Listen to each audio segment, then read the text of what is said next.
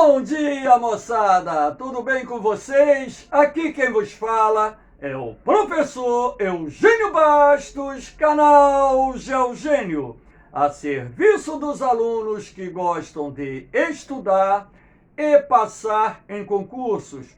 Moçada, vamos fortalecer o canal, se inscrevam no canal, dê aquele like, compartilhe o vídeo e ajudem o professor Eugênio Bastos a democratizar o ensino da geografia.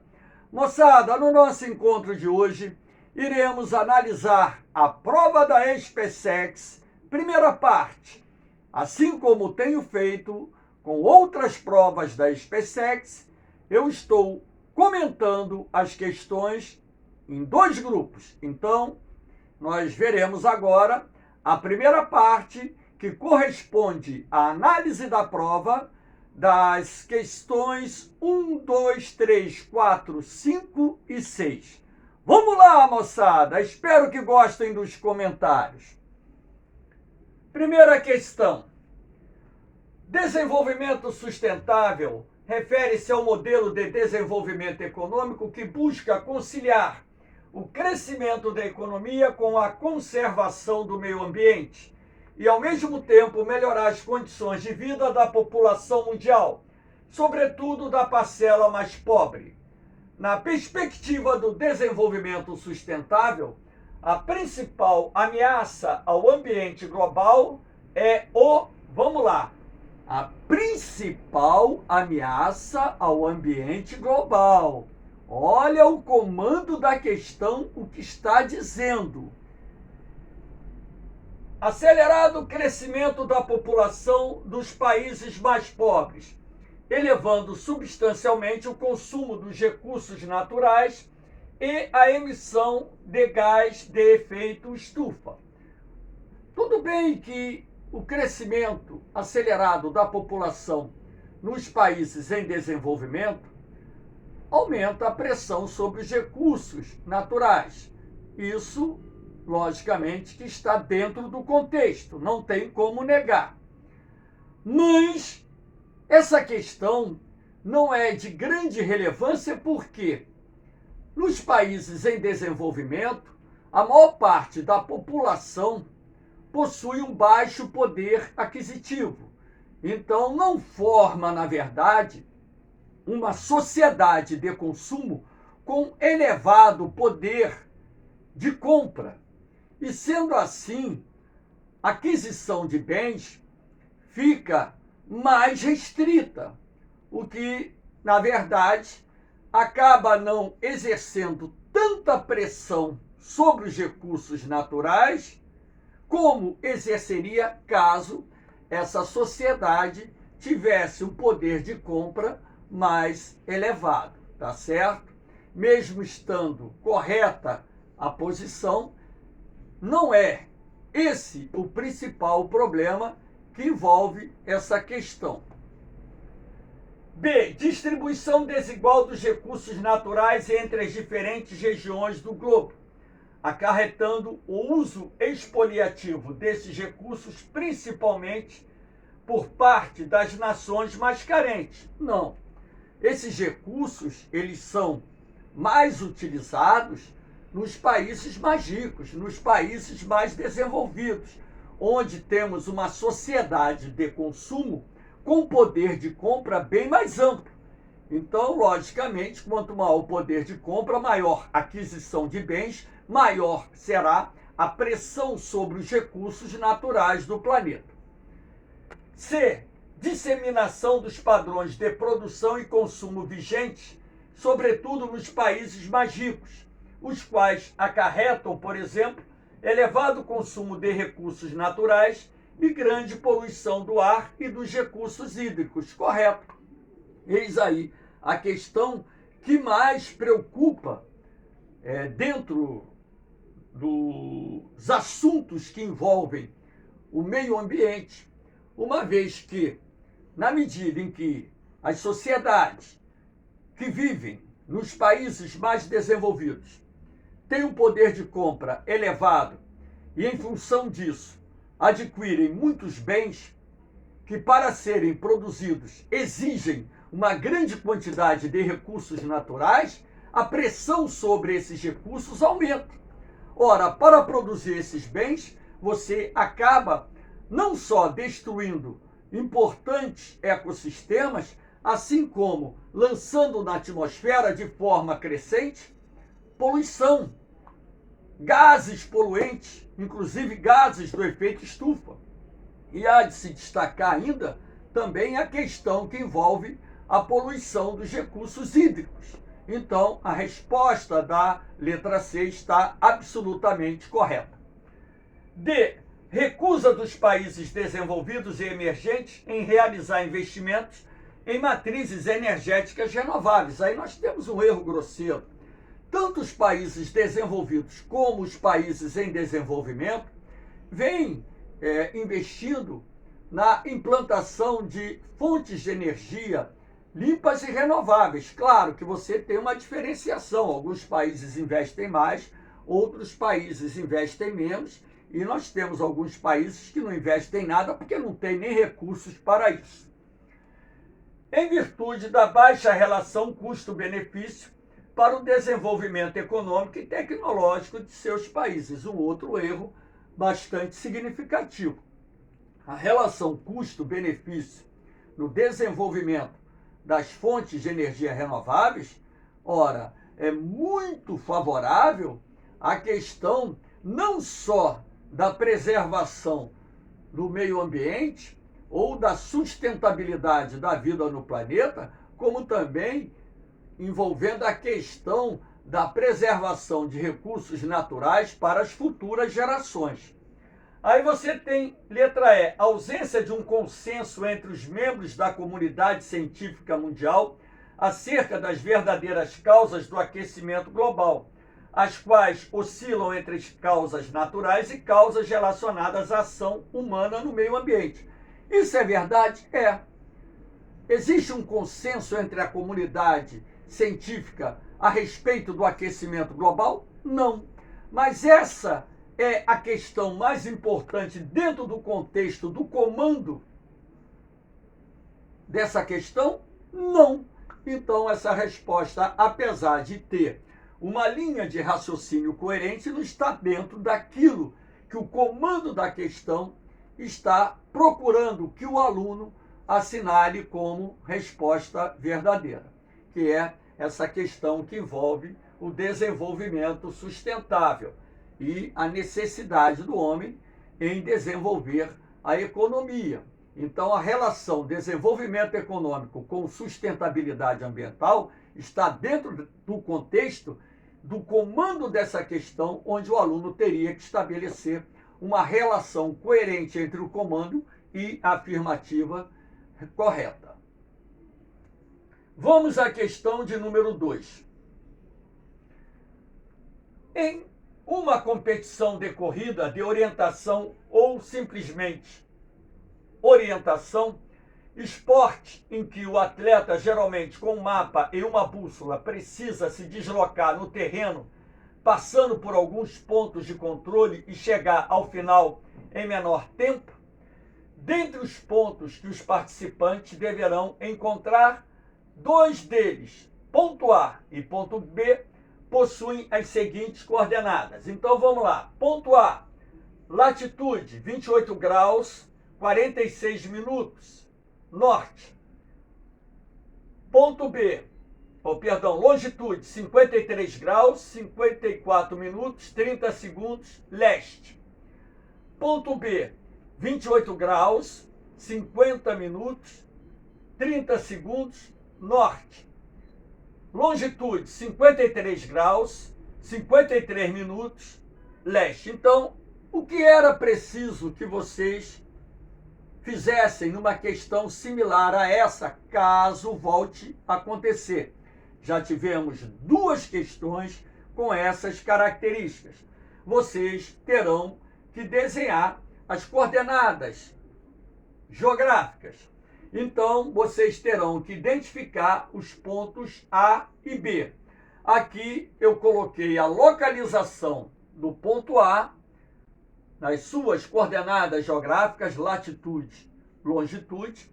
Aqui eu coloquei a localização do ponto B, também identificando a latitude e a sua longitude. Lembrando que a latitude a gente observa pelo paralelo ou pelos paralelos e a longitude pelos meridianos. Como essa distância entre os dois pontos envolvem minutos, então seria preciso vocês abrirem bem as coordenadas geográficas para que pudessem, de fato, achar a resposta. Se vocês observarem direitinho, verão que eu fiz um traçado aqui. Eu coloquei os pontos cardeais, aqui, ó, norte, e coloquei aqui o oeste, porque o ponto A está aqui e o ponto B está aqui. Então, para você achar o sentido do deslocamento, a primeira coisa que teria que ser feita após o desenho das coordenadas geográficas e a identificação dos dois pontos dados como referência era colocar os pontos cardeais em cima do ponto de partida. Então, eu coloquei aqui o norte, toda a parte superior de um mapa é norte, toda a parte à esquerda de um mapa é oeste. E como eu botei aqui o ponto B aqui em cima, repare que o ponto B ele está localizado a noroeste do ponto A. Olha aqui, o ponto B é um ponto subcolateral, está entre o norte e o oeste, portanto, o deslocamento foi no sentido noroeste. Aparentemente, essa questão é difícil? É, mas se você tiver a concepção de que é preciso desenhar as coordenadas geográficas e, como eu disse, como a distância entre os pontos de referência envolvem apenas minutos, não graus, é preciso que você abra bem as coordenadas geográficas, as latitudes e longitudes, para que você possa ter uma definição correta do deslocamento, do movimento dos atletas ou da tropa, caso a questão envolva esse tipo de questionamento. Então, a resposta certa, a letra D, noroeste. Aqui nós temos a questão de número 3. Os jogos da próxima Copa do Mundo na Rússia, que se iniciarem às 20 horas na cidade de Moscou, situada 3 horas adiantada em relação à hora de Greenwich, iniciar-se-ão a que horas na cidade de Los Angeles, nos Estados Unidos da América, situada no fuso 118 graus de longitude oeste. Ora, esse tipo de questão, para ser feito, o que era preciso que o aluno fizesse para não ter a margem de erro? Abrir os fusos horários. Como eu fiz aqui, eu fiz o desenho dos fusos horários. Lembrando que cada fuso horário tem 15 graus, ok? Isso é convenção internacional dentro daquele limite teórico. Então, dentro dos limites teóricos, nós temos 24 fusos horários de 15 graus. Coloquei aqui a localização de Moscou, que está no terceiro fuso a leste de Greenwich, e coloquei aqui a localização de Los Angeles, que está a 118 graus oeste, portanto, dentro do fuso de 120 graus oeste. Ora, se eu tenho a hora de referência em Moscou, 20 horas, o que eu teria que fazer? Abrir os fusos. Ora, se Moscou está a 3 horas adiantado em relação ao meridiano de Greenwich, que está aqui, o meridiano 0, então nós temos o que aqui? 3 fusos adiantados.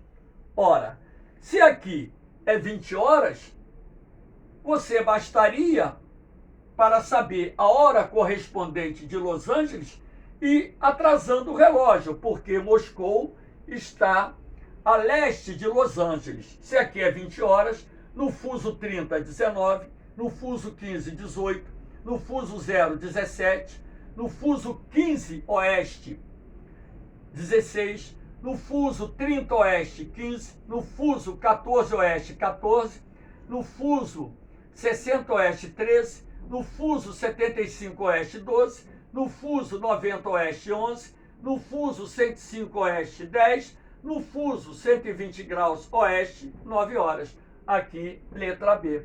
Então, o meio mais fácil para você fazer essa questão seria abrindo os fusos. Você poderia fazer por matemática? Poderia, claro. Você somaria 118 graus mais 15 graus, porque a distância em graus entre Moscou e Los Angeles, que estão em dois hemisférios diferentes, é, logicamente, a localização de cada cidade. Aqui nós não demos a localização de Moscou, mas dissemos que ela estava no terceiro fuso oriental, terceiro fuso leste. Então você somaria 45 graus com 118, que daria, nesse caso aí, 163 graus, correto? E o resultado você dividiria por 15 graus. Por que 15 graus? Porque cada fuso tem 15 graus. Desse resultado, bastaria você subtrair 20 horas menos o resultado e você encontraria 9 horas. Então, você também poderia fazer essa questão pela matemática. Mas aquilo que eu disse, abrindo o fuso, você faria rapidamente. Claro que você não vai fazer um desenho tão sofisticado, né? Basta botar os traços, né?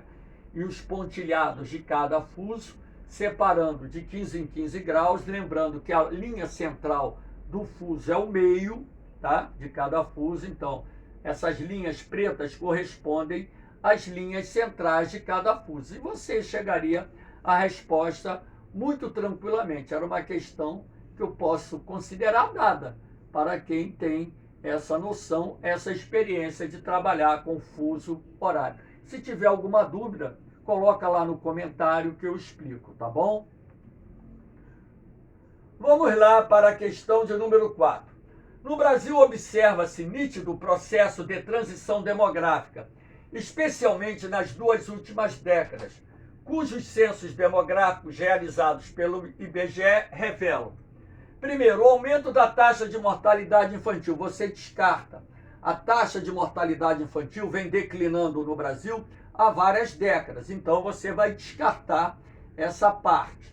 Então, afirmativa 1 errada, já descartamos A, B e C. E aqui dizendo, associada à carência dos serviços públicos essenciais no país. A gente sabe que os serviços públicos deixam a desejar em algumas áreas, sobretudo aquelas que reúnem populações de menor poder aquisitivo. 2. Estreitamento do corpo da pirâmide etária como resultado da significativa redução do número de jovens. Errado. Por quê? A pirâmide etária é dividida em 3 partes. Base é onde fica a população jovem. O corpo é onde fica a população adulta. E o topo, vértice ou ápice é onde fica a população idosa. Então, na verdade, não é o corpo que está sofrendo estreitamento, e sim a base da pirâmide. Se a afirmativa 2 está errada, a D também está, só restou aqui a letra E. Então, as afirmativas 3, a 4 que pulou para cá e a 5 estão corretas. Vamos lá. 3. O ingresso do Brasil no período de passagem da chamada janela demográfica, devido ao significativo aumento percentual da população em idade ativa no país. Ok. Essa janela demográfica brasileira, ela deverá se fechar na próxima década. Lembrando que a janela demográfica, ela se abre quando a população em idade ativa supera a razão de dependência. População em idade ativa é a soma daqueles que têm de 0 a 14 anos e a população idosa acima dos 65. Então, quando a soma dessa população que tem de 0 a 14 anos com aquela acima dos 65 é maior do que a população em idade ativa, logicamente que a janela demográfica do país se fecha. Então, fica mais difícil para um país se desenvolver. A 4, aumento do número de óbitos associado ao crescimento absoluto da população e o aumento da participação percentual de idosos no conjunto total dela. O aumento do número de óbitos associado ao crescimento absoluto da população e o aumento da participação do percentual de jovens no conjunto total dela. Eu chamo a atenção para um detalhe. A taxa de mortalidade no Brasil, de fato, está aumentando. Do censo de 2010 para cá, nós tivemos um ligeiro aumento dessa taxa de mortalidade que é motivada pelo envelhecimento da população. Então, isso está correto. 5. Redução da fecundidade para o nível inferior ao preconizado pela Organização das Nações Unidas como taxa de reposição da população e aumento da esperança de vida da população, correto. A taxa de fecundidade do Brasil hoje é menor do que a taxa de reposição.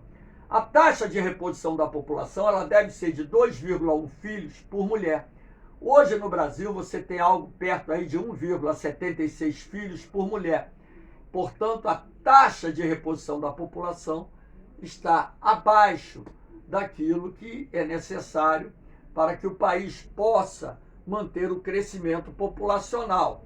O Brasil ele ainda mantém o crescimento populacional, apesar da taxa de reposição da população a taxa de fecundidade ser inferior à taxa de reposição, porque no Brasil a expectativa de vida está aumentando. Então, esse aumento da expectativa de vida está compensando a queda da taxa de fecundidade. Agora, quando nós estivermos num patamar em que a expectativa de vida se estabilizar com a taxa de fecundidade abaixo da taxa de reposição da população, aí a população brasileira entrará numa trajetória de crescimento negativo. Vamos à questão de número 5. Leia os relatos a seguir. Ao final da reunião ministerial da Organização Mundial do Comércio, OMC, em julho de 2008, a sensação foi de desalento, como indica evidente das palavras do ministro das Relações Exteriores, Celso Amorim. É uma pena, pois para qualquer observador externo seria inacreditável que depois do progresso alcançado nós não conseguimos chegar a uma conclusão. O fracasso atribuído por Celso Amorim e Mike Froman às sucessivas negociações acerca do comércio internacional de commodities e de bens industrializados deveu-se principalmente ao fato que, lembrando que commodities são produtos primários de baixo valor agregado, produtos agrícolas, minerais e por aí vai. Não houve consenso entre países desenvolvidos e subdesenvolvidos acerca do comércio de bens e serviços ambientalmente sustentáveis. Não. Houve um avanço significativo dentro desse contexto, tá? Até mesmo porque vários acordos dentro do âmbito da Organização Mundial do Comércio partem da premissa que o comércio internacional ele tem que se apoiar em práticas, vamos dizer, ambientalistas mais equilibradas, de forma a não colocar em risco a sustentabilidade do planeta. B. Os países desenvolvidos exigiram que os países em desenvolvimento eliminassem os subsídios oferecidos pelos governos desses países às suas produções agrícolas, a fim de ampliar a participação de seus próprios produtos agrícolas no comércio internacional. Isso foi o contrário. Quem adota a política de subsídio agrícola são os países desenvolvidos, não os países subdesenvolvidos. Então, o autor da questão ele inverteu, razão pela qual a afirmativa está errada. C. O tema da liberalização do comércio agrícola e de bens não agrícolas continuou a figurar como principal entrave político nas relações de comércio entre países desenvolvidos e os países em desenvolvimento. Correto. A grande barreira ao comércio ou a um acordo na esfera da Organização Mundial do Comércio, que atenda os interesses dos países desenvolvidos e dos países em desenvolvimento, envolve principalmente essa questão da política de subsídios agrícolas adotada pelos países desenvolvidos, que causa prejuízos de bilhões de dólares às exportações dos países em desenvolvimento. Então, a afirmativa correta. D. Não houve consenso entre países desenvolvidos e em desenvolvimento acerca da redução das emissões de gases de estufa, do comércio mundial, dos créditos de carbono, a fim de desacelerar o aquecimento global. Isso vem avançando desde 1997, 98, por ocasião da assinatura do protocolo de Kyoto, no qual os países desenvolvidos se comprometeram a reduzir as emissões de gases do efeito estufa. Foi criado o Mecanismo de Desenvolvimento Limpo, que traz consigo os créditos de carbono, que constitui, inclusive, uma fonte de receita para os países em desenvolvimento, né, para que as empresas ou os países desenvolvidos possam adquirir esses créditos de carbono dentro do mercado internacional. Então, dentro desse contexto, a afirmativa está errada. Letra E. Ocorreu por parte da Organização Mundial do Comércio a imposição de medidas impopulares para o equilíbrio das contas públicas dos países subdesenvolvidos, com vistas a atenuar os efeitos da crise financeira sobre os fluxos globais de comércio. A OMC ela não tem poder de ingerência nessa questão. Nem mesmo o Fundo Monetário Internacional, o Banco Internacional para a Reconstrução e Desenvolvimento, tem uma ingerência nas políticas econômicas dos países em desenvolvimento, a não ser que um país solicite, por exemplo, empréstimo ao Fundo Monetário Internacional. Aí, logicamente, que o país solicitante, o governo solicitante, terá que cumprir algumas exigências. Fora isso, fora esse contexto, não. Tá bom? Então, a Organização Mundial do Comércio, ela não tem ingerência nas políticas econômicas dos países. Até mesmo porque ela não foi criada com essa finalidade, e sim para regular as relações do comércio internacional. Adotar políticas que atendam os interesses comerciais dos países desenvolvidos e dos países em desenvolvimento. E aqui nós temos...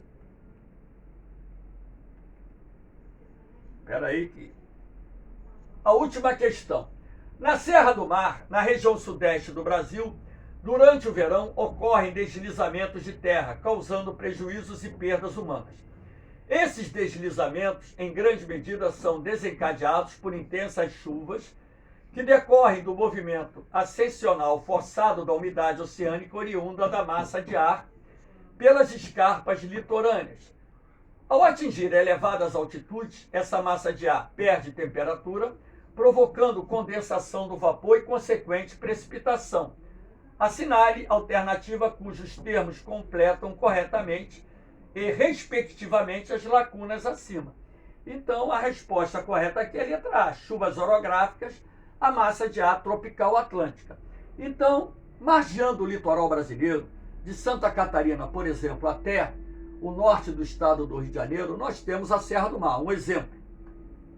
E essa Serra do Mar, ela fica muito próxima da zona costeira. As suas escarpas, em alguns pontos, ultrapassam a 2.000 metros de altitude. Então, aquela umidade que é deslocada pela massa tropical atlântica, ao se deparar com as escarpas da Serra do Mar, essa umidade vai subindo, levada pelo vento úmido. Logicamente, na medida em que esse ar úmido sobe, ele se resfria. Ao se resfriar, o vapor d'água se condensa